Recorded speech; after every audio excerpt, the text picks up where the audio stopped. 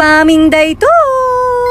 Ngayong araw nga, binisita ko yung tinanim kong gabi. Grabe, napakalaki na nila. Parang kailan lang nung tinanim ko, diba? Tata, nagdadakkel da. Alam nyo ba na ang gabi ay mayaman sa carbohydrates at fiber kaya nagbibigay ito ng enerhiya at nakakatulong sa digestion? At meron ding itong lang vitamins at minerals. Pero tandaan, hindi dapat kainin ang hilaw na gabi. Dahil maaari itong makairita sa bibig at lalamunan. Mas ligtas itong kainin kapag naluto ng mabuti mga mare. At kumukuha nga ako ng takway dito o daludal sa Ilocano mga mare. Alam nyo ba na ang takway ay tawag sa murang usbong o tangkay ng ilang uring halaman ng gabi na kinakain bilang gulay ng ibang lugar sa Pilipinas. Madalas itong niluluto sa gata, ginataan, o ginagawang sabaw mga mare. Pero sa amin dito sa Ilocano, al-alsaman mi mga mare, naggimas ating inalsaman. O diba, nakaado tayo manin tatanga buras mga mare. Nung araw, nung bata pa kami, ganito lang kasimple ang buhay. Kung ano ang makikita at mapipitas sa paligid, pwedeng-pwede nang maging pagkain sa pagkainan. Kaya bawat pitas ng takway, parang may kasamang alaala ng buhay probinsya. Simple, walang arte, pero masarap at nakakabusog. Talagang minsan, ang pinakamagandang biyaya ay iyong libre lang na binibigay ng kalikasan. O diba? Ado, manantima si Dani pamingdamdaman. Matuto tayong pahalagahan ang maliliit na biyaya dahil kapag pinagsama-sama,